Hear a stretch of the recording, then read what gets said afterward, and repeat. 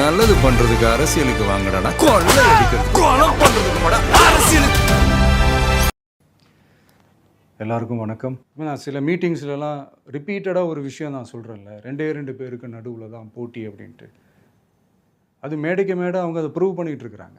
தமிழக வெற்றி கழகம் சார்பா தளபதி விஜய் அவர்கள் அவரோட அரசியல் பிரச்சாரத்தை இன்னைக்கு ஸ்டார்ட் பண்றதா இருந்தது. ஆனா சில காரணங்களால அந்த பிரச்சாரத்தை பண்ண முடியாது அப்படின்னு சொல்லிட்டு அவர் கொடுத்த மனுவை ரிஜெக்ட் பண்ணியிருக்காங்க. ஸோ அதுக்கான கரெக்ஷன் ஒர்க் எல்லாம் ஒரு பக்கம் போயிட்டு இருக்கு. இன்னொரு பக்கம் திமுக ஆதரவாளரும் விமர்சகருமான பொன்ராஜ் டிவிக்கே பெண்களையும் தமிழ்நாட்டு பெண்களையும் அவதூறா பேசியிருக்காரு அப்படின்னு சொல்லிட்டு டிஜிபி அலுவலகத்தில் தளபதி விஜய் அவர்கள் கம்ப்ளைண்ட் பண்ணியிருந்தாரு. தேர்தல் நெருங்கவே விஜய்க்கு இந்த மாதிரி நிறைய பிரச்சனைகள் வந்துட்டு தான் இருக்கு. ஸோ அதனால இப்ப பிரச்சாரத்தை பண்ண முடியாதுன்னு சொல்லி தடுத்து நிறுத்துறாங்க அப்படின்னு சொல்லி விஜய் ரொம்ப ஆதங்கத்தோட ஒரு ஸ்டேட்மெண்ட்டை ரிலீஸ் பண்ணியிருக்காரு. அதுல அவரு என்ன சொல்லியிருக்காருன்னா, தமிழக வெற்றி கழகத்தின் சார்பா திட்டமிட்டபடி பரப்புரைக்கு சென்னை மாநகர காவல்துறையும் அதிகாரிகள் சிலரும் இணைந்து முட்டுக்கட்டை போட்டிருக்கிறது ஜனநாயகத்தின் மீது நடத்தப்பட்டுள்ள ஒரு பாசன தாக்குதலே. இந்த நிகழ்ச்சிக்கு 2 நாட்களுக்கு முன்னாடியே 26/3/2026 தமிழக வெற்றி கழகத்தின் சார்பில் சென்னை பெரம்பூர் சட்டமன்ற தொகுதியில முல்லை நகர் சந்திப்புல தேர்தல் பிரச்சாரம் மேற்கொள்ள அனுமதி கோரப்பட்டுச்சு. ஆனா நம்மோட தேர்தல் பரப்புரை நிகழ்வுக்கு ஒரு நாளுக்கு முன்னாடி சென்னை மாநகராட்சி சார்பில் திடீர்னு அந்த இடத்துல பள்ளம் தோண்டப்பட்டு இரும்பால் ஆன தகடுகள் வைக்கப்பட்டிருக்கு. இந்த திடீர் பள்ளங்களும் தடுப்பும் எங்க இருந்து வந்துச்சு?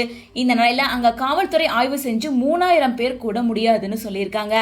அதன் அடிப்படையில் தற்போது இந்த இடம் பிரச்சாரம் செய்வதற்கு உகந்தது அல்ல அப்படின்னு சொல்லி அனுமதி மறுக்கப்பட்டு தமிழக வெற்றி கழகத்தோட மனு நிராகரிக்கப்பட்டிருக்கு. இப்படி அதிகாரிகள் சிலர் துணையோட தாவேக்காக்கு எதிராக செயல்படுற திமுகவோட காபந்து அரசுக்கு விக்கமா இல்லையா? தமிழக வெற்றி கழகத்தோட சார்பில் நான் தேர்தல் பிரச்சாரம் செல்ல முயற்சிக்கும் போதெல்லாம் அனுமதியை தாமதிப்பதும் அல்லது மறுப்பதும் தொடர்ந்துகிட்டே தான் வருது. மக்களோட பேராதரவை பெற்ற ஒரு புதிய அரசியல் கட்சி ஜனநாயக உரிமைகளை திட்டமிட்டு நசுக்கிற இந்த ஆளும் கட்சியோட ஏவலர்களாக அதிகாரிகள் செயல்படுறாங்களா அப்படின்ற எண்ணத்தை ஏற்படுத்து. எங்களுக்கு எதிராக யார் உருவெடுத்தாலும் அவர்களை அதிகார பலத்தால நசுக்கும் அப்படின்னு நினைக்கிறது அப்பட்டமான அடக்குமுறை. தமிழக வெற்றி கழகத்தை கண்டு திமுக அரசு எந்த அளவுக்கு அஞ்சுது அப்படிங்கிறது இந்த தடையே சாட்சி. எனவே வரும் சட்டமன்ற தேர்தலில் ஜனநாயக விரோத திமுக ஆட்சியை தமிழக மக்கள் வீட்டுக்குள்ள அனுப்ப போவது உறுதி அப்படின்னு சொல்லிட்டு ரொம்ப கோபத்தோடையும் போல்டாவும் இப்படி ஒரு போஸ்டர் ஷேர் பண்ணியிருக்காரு. மக்களுக்கு நல்லது பண்றதுக்கு அரசியலுக்கு வாங்கடா, கொள்ளை அடிக்கிறது கொலை பண்றதுக்கு அரசியலுக்கு.